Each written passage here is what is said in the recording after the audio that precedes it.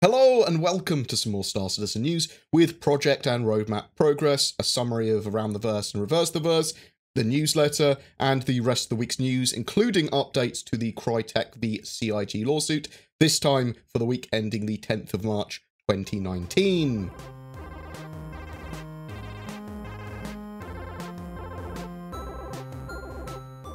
Star Citizen Alpha 3.5 is currently in its EVOCATI test phase, which means it's a very small, select group of backers that are testing it. They're testing the flight model currently. That's going to get more content added to it, and then it will be going to a wider PTU with more people like Concierge and subscribers getting access, and eventually everyone. The 3.5 live build is planned for the end of March, that everyone will then have access to. Star Citizen is at over $219.3 million in funding and has over 2.25 million accounts. So let's go and have a look at some of the roadmap updates. With the Persistent Universe and for 3.5, we've had the Banu Defender slip from 3.5 to 3.6. So we will not be seeing that ship until June now. This is because they want to get the look and feel of the Banu's semi-organic nature kind of done right when it comes to their ships. The Hornet Heartseeker F7CM has appeared now on 3.5 and is in polishing, so we'll see that ship in the patch. In regard to the rest of the patch, DNA face customization, Twitch, the new mission giver, VoIP improvements, projectile manager, and Reliant variants have all made significant progress. Additional new tasks with the moons Lyria and Walla, the heat system, and ship systems degradation have been added, with AI stuff, collision avoidance, gunship behavior, and combat behavior improvements all require one last task for completion. 3.6 has had the addition of the Banu Defender, obviously, and a good bit of progress on Rest Stop Space Station exterior variations. 3.8 has seen progress on Edipar, a new mission giver at Planet Microtech. For Squadron 42 updates, Weapon Effects V2 and Atmospheric Effects V2 have both been moved to Q2, Q3 respectively. The now Q2 Weapon Effects V2 feature, however, appears to already be completed, so it might have been an error. The feature is a series of weapon projectile effects improvements, including a general visual quality increase to make different weapons and energy types more distinct to the player and to help weapon-based combat look and feel more visceral. It could also be actually that they are waiting for another sort of feature to be complete before fully implementing it, or it requires something else before they can actually put it in, and that's why it's been moved to Q2, even though it is technically complete.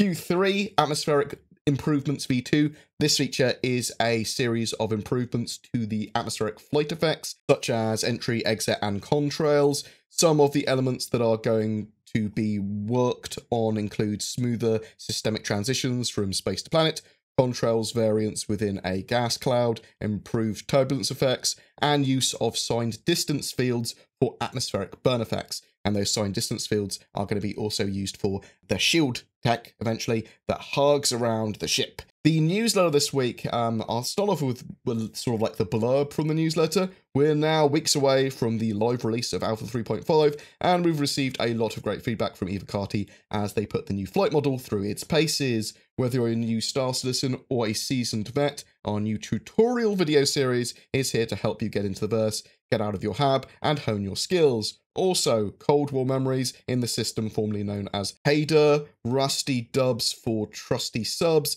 SRV pulls ships like weight, and ATV introduces an intriguing new mission giver. Thank you for your continued support. So there is a 7-part video tutorial series that CIG have brought out on their YouTube channel, but it's a little late in the day for 3.4.3 tutorials.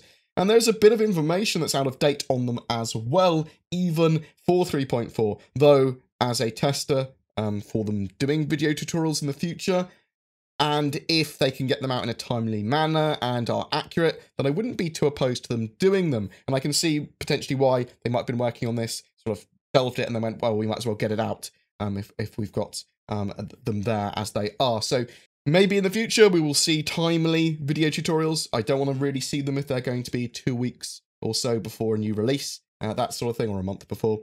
But we'll have to wait and see. That's just my opinion anyway. This week's sneak peek was some of the UI/visuals for the ArcCorp spaceport. The March RSI subscriber update. So this month's RSI flyable ship is the Buccaneer. If you are a Centurion or Imperator subscriber, then you will have that ship to fly this month. Flare this month is for armor. Centurions will receive Venture arms and Imperators will receive Max Flex arms in addition to those Venture arms. If it interests you, you should subscribe no later than the 17th of this month to get your hands on those truly unique items. They're also running a subscriber feedback thread asking questions. Do you enjoy Jump Point? What kind of images do you like to see in the vault? Are we making good picks for Ship of the Month? How are you enjoying the usable flare items?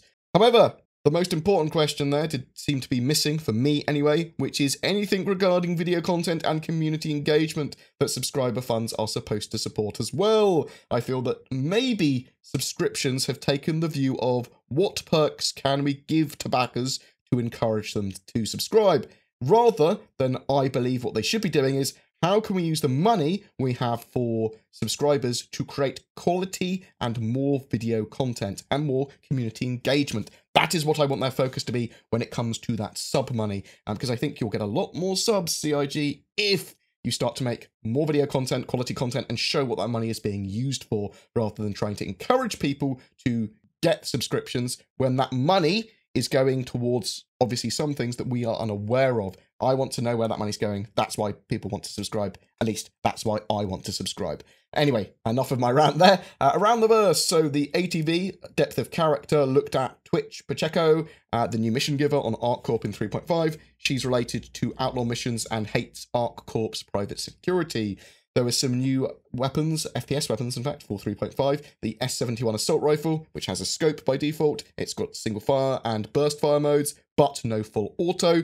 The Coda pistol, that's a sort of big recoil, high damage 6-shooter weapon. It's going to be interesting to see them both in the game. Caves are now being R&D'd as well. They're way off though, so don't be like, oh my god, we're going to get caves in 3.5. No, they are way off into the future. They're not even on the roadmap yet. They use the same procedural tech as stations, space stations currently. It creates the entrance, either that's a sinkhole, which might actually be large enough for a ship to land in, or a cave, sort of like in the side of an area, which may be large enough for a vehicle or a rover. Then in the same way, rooms and corridors are added to stations and sort of like procedure generated. It places these modular pieces together to create what is hopefully a unique cave and something that looks good. This also creates walkways for the players to traverse and marks areas to spawn assets, rocks and minables for additional interest and variance, or even areas to keep clear. There will be climbables, little tunnels you can crawl through, or maybe even bits that you might need to swim through if you want to fully explore a cave. And these could be used for points of interest, these could be used for missions, and lots of other things besides.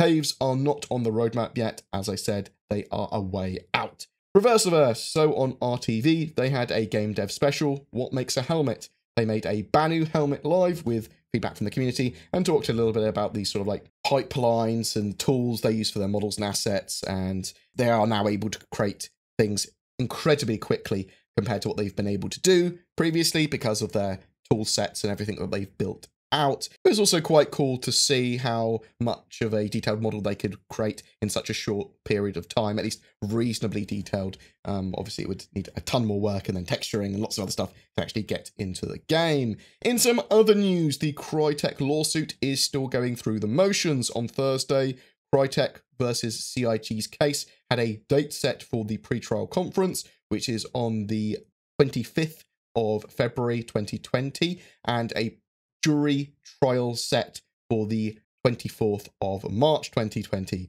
This is for the last points remaining in Crytek's case that were not dismissed. The assumption is that Crytek are currently trying to go for a small settlement and that CIG would likely pay that to get the matter dealt with without having to pay more fees, because even if CIG do win, they might not be able to get their fees back. It's possible that Crytek could win on some minor matter and not have to pay all their fees back to CIG and that sort of stuff anyway. With that in mind, there is also a settlement conference that looks like it has to take place no later than the end of July 2019, and a report regarding that settlement sent to the judge by the 2nd of August 2019. Hopefully, around that time, we will be able to tell if the matter is done and dusted, or if it is going to trial. I know that a lot of backers will want CIG to fight to get their legal fees back, but bear in mind that it might be a better business decision for them just to have it done and dusted, especially with Squadron 42 coming out in the near future. I will, however, keep you up to date with the case as it moves forward.